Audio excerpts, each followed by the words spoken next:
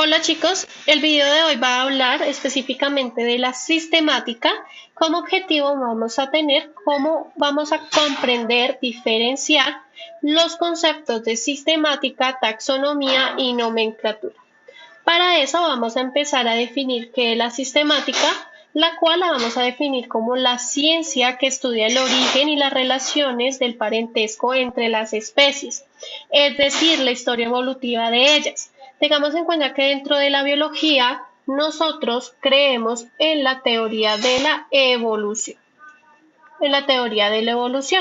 Al creer en la teoría de la evolución, creemos que tenemos un ancestro común, el cual, gracias a adaptaciones y a ciertas características, dio origen a nuevas especies, hasta tener la gran biodiversidad que tenemos hoy en día. Para esto, pues tenemos la sistemática, la cual es un sistema de clasificación para poder organizar a los organismos teniendo en cuenta diferentes características. Estas características nosotros las mencionamos o se llama taxonomía. La taxonomía la vamos a definir como esa técnica la cual me sirve para agrupar estas especies o estos organismos teniendo en cuenta diferentes características. Estas características pueden ser características tanto observables como no observables. Y vamos a tener en cuenta lo que van a ser los caracteres taxonómicos.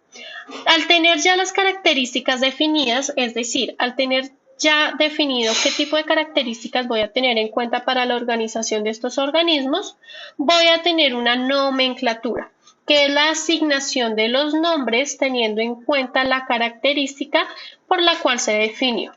Dentro de estas, pues voy a tener lo que son los caracteres morfológicos, fisiológicos, citológicos, moleculares, etológicos y ecológicos.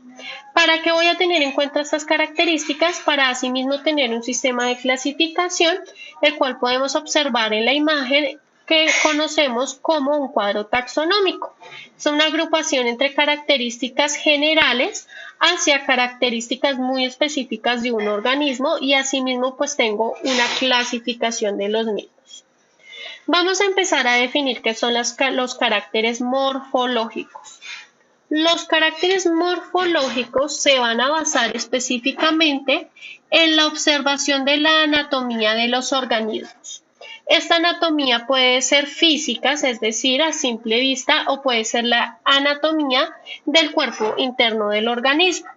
Voy a tener en cuenta, digamos, el tipo de color, si tiene plumas, si tiene picos, si tiene pelos, si tiene diferentes tipos de ojos. Todo lo que tenga que ver o está relacionado con las características físicas y anatómicas están relacionadas con los caracteres morfológicos. De esta misma manera, digamos, puedo distinguir lo que va a ser las clases de los animales. En este ejemplo tengo las aves que se mencionan o se distinguen principalmente por una característica que es tener la presencia de plumas o la ausencia de las mismas. Todas las que tengan plumas pertenecen a el grupo de las aves y todos los que tengan pelo o vellos pertenecen al grupo de los mamíferos. Tengo los caracteres fisiológicos, que los caracteres fisiológicos van a tener en cuenta todos estos procesos vitales de los organismos. Es decir, qué tipo de respiración tienen, qué tipo de alimentación tiene, cómo coordinan o autorregulan su respiración o su temperatura. Todo lo que tenga que ver con procesos vitales tiene que ver con las características fisiológicas. En este ejemplo, en esta imagen que encontramos en la diapositiva, podemos ver cómo voy a clasificar a los organismos teniendo en cuenta su respiración. Tengo primero los organismos de respiración cutánea, que son esos organismos que respiran a través de la piel. Tengo los organismos con respiración traqueal, que son todos los organismos que tienen un órgano específico que se llama tráquea y gracias a ellos hacen el intercambio gaseoso. Tengo los organismos de respiración pulmonar, que son todos aquellos que tienen presencia de pulmones. Y finalmente tengo los organismos de respiración branquial, eso quiere decir que tiene presencia de branquias.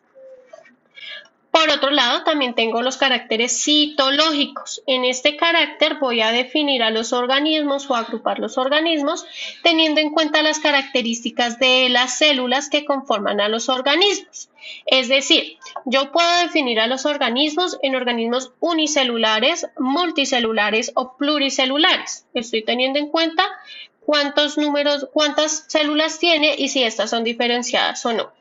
Puedo tener también el grupo de organismos procariotas y eucariotas. ¿Eso qué quiere decir? Estoy mirando si la célula que conforma el organismo tiene presencia de núcleo o ausencia de este.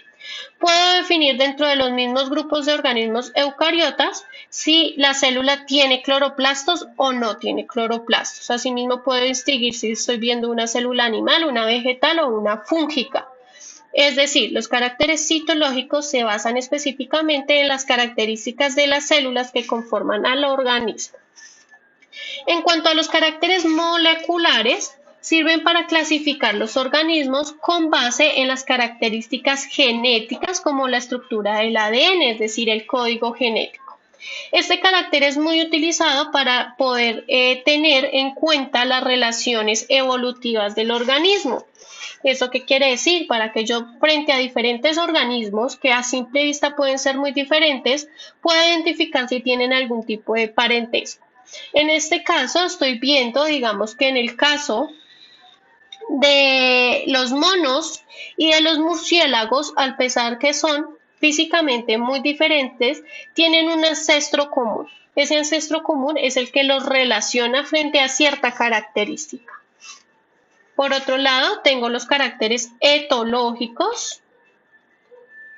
En los caracteres etológicos voy a tener lo que es el comportamiento de los organismos como respuestas a diferentes estímulos. Estos estímulos pueden ser hábitos alimenticios, selección del territorio, tipo de comunicación, tipo de reproducción, entendiendo estas conductas como respuestas a presiones ambientales. Y finalmente tengo caracteres ecológicos que se basan en las relaciones que despliegan los organismos entre ellos mismos y con sus factores abióticos. Es decir, este organismo tiene una relación mutualista con otro organismo, es decir, si se ayudan entre ellos y son necesarios entre ellos. Este organismo normalmente tiene una relación de competencia con los organismos con quien comparte ecosistema. Este organismo tiene una relación simbiótica en donde yo te necesito, tú me necesitas, pero si ninguno de los dos estás no hay ningún problema. Son las relaciones que despliegan en el ecosistema donde se encuentra. Asimismo, yo les comentaba que teniendo en cuenta estos caracteres tengo un sistema de clasificación. Tengo el sistema de clasificación artificial en donde yo no voy a hacer profundidad de la historia evolutiva de los organismos. Para ello utilizo dos tipos de caracteres, son los caracteres análogos y homólogos. En el caso de los caracteres análogos, cuando voy a tener un sistema de clasificación artificial, solamente voy a tener en cuenta algunas estructuras del organismo, de los organismos que yo esté comparando. Si voy a tener la comparación de caracteres análogos, tengo que tener en cuenta que estos órganos pueden tener la misma función, pero diferente origen. Ejemplo, yo ahí tengo el ala de un ave y el ala de una mariposa.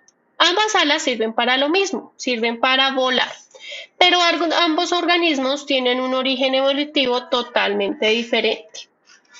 Pero si el organismo tiene un carácter homólogo, voy a tener en cuenta que estas estructuras van a tener diferentes funciones, pero mismo origen evolutivo. En este caso, el ejemplo, voy a tener un murciélago, una ballena, un caballo y un humano. Estos cuatro organismos pertenecen al grupo de los mamíferos, pero sus extremidades tienen diferente función. El murciélago le sirve el ala para volar, su extremidad es la ballena para nadar, el caballo para trotar y el humano para agarrar. Diferente función, mismo origen evolutivo. Cuando yo hablo del sistema o el otro sistema de clasificación, es el sistema de clasificación natural.